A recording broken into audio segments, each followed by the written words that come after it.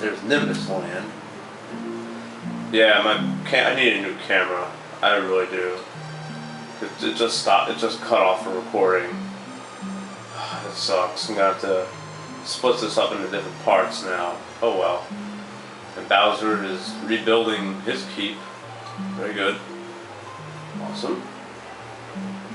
And his little thing, his little whatever that is, they wrote in on Super Mario World. Looks like that. Returned to him. Jonathan Jones, chilling in the seaside village, whatever. Dreaming of his rematch with Mario, I guess. Let's see what this one is.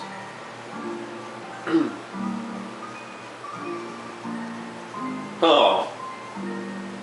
And looks like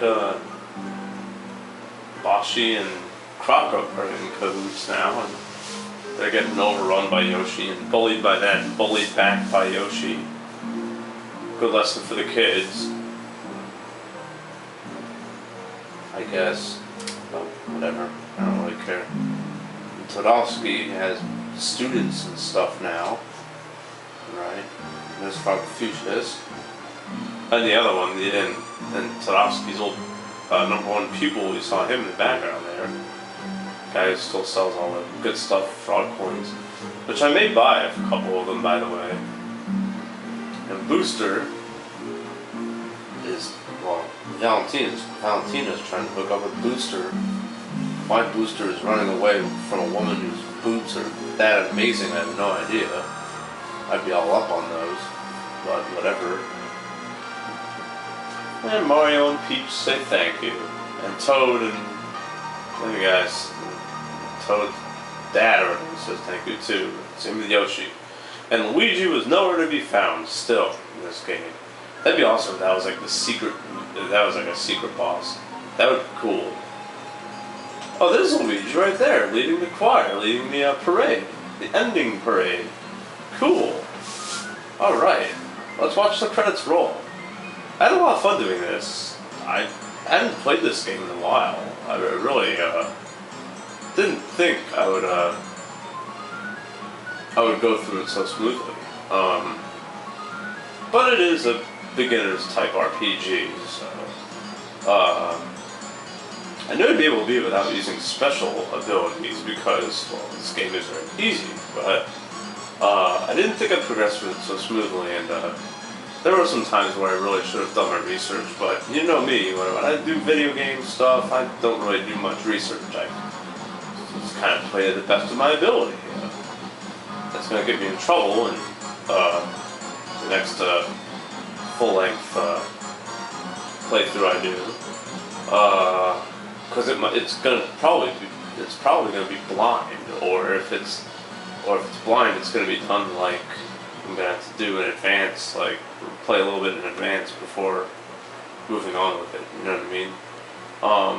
But yeah, let me go ahead and do my obligatory review of this game while watching the ending.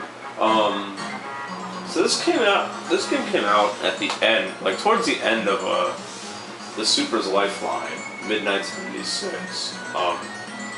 At this time, you know, Nintendo was preparing for the 64 and stuff, and you know, they were changing the names to. This is the last, one of the final games where Princess Peach is still Princess Toadstool.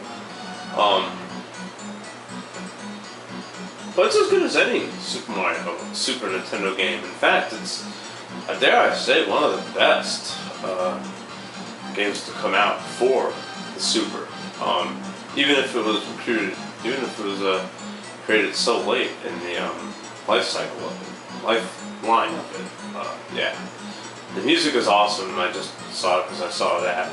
Yoko Shimomura wrote the soundtrack to this, and he'd be featured on Legend of Mana as well. Shimomura has some really good tracks on Legend of Mana, but he made his start here, and it's really good. The music is just really fun to listen to. You know, yeah, everything fits nice. Battle themes are really cool. The boss theme is awesome. I love that. And the river theme and stuff. It's good stuff there. This was also one of Ted Woolsey's final translation supervising games that he did. And he did a good job too with this. Yeah, it's one of the final Woolsey games. Yeah. The gameplay in this is fantastic. It's turn-based, so it makes a good beginner's RPG, very similar to Mystic Quest. But only this isn't as dumbed down as Mystic Quest was. Mystic Quest, in my opinion, is very dumbed down. And overwhelmingly so. This is dumbed down, but not overwhelmingly so. Enemies, you know, aren't overwhelmingly powerful. But you know, if you don't take care to upgrade players and stuff like that, then you're gonna be challenged somewhat. It's a very good beginner's RPG. And in my opinion, alright, let's go to the graphics. The graphics are fantastic. Of course, for a Super Nintendo game, it's just really, really good. I think this was almost like Square. What they wanted to do was they wanted to like kind of test how their system for Final Fantasy VII was going to turn out. Because a lot of the places in Final Fantasy VII have the same kind of layout as Super Mario RPG. You know, it's kind of 3D-ish, but not really. You know what I mean? Like, yeah. And it's just, yeah. The graphics are fantastic. Gameplay is fantastic. The plot is kind of cool. I mean, you know, you look for 7 shiny things, and then when you find all 7 shiny things, your adventure ends. That's how the formula for a lot of RPGs from Nintendo are whenever they get involved. I mean, you know, that's how it is for Zelda. That's how it is for Earthbound. That's how it is for this. That's how it is for Metroid. You know what I mean? Well, Metroid is not really an RPG, but you know what I mean. You collect things, and when you collect all the things, you beat the game. You know what I mean? But if you're gonna play this game for anything, don't play it for the plot. Don't play it for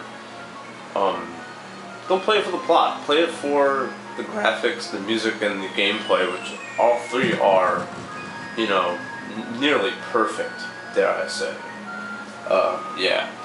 So, all in all, if I was gonna rate this game out of 10. I'd probably rate it 8 or 9. It's a very strong title. It's something that you can play over and over again. It's something that you won't get, and yeah, the side quests are amazing. So, and that's even better. Yeah, this game really shines when it comes to side quests. As usual, as per usual with Squaresoft.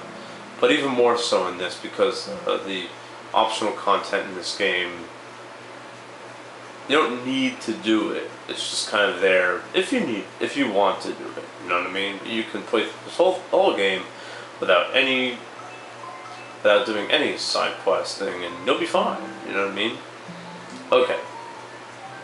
So that concludes Super Mario RPG. Let me give you a little update about what I want to do in the coming months or so. I'm not even going to do so. You know, I will do a little bit of Saga Frontier. I know I've been meaning to do that since the summer, but I just, it's so hard to get motivated to record, especially when my view counts are getting lower and lower. I don't know why that is, but that's just how it's been. Probably because my Gorilla setup and how it's not like as awesome as most other YouTubers when it comes to gaming. I understand that.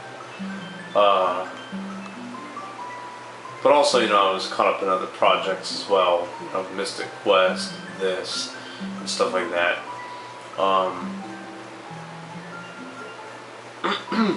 Let's see.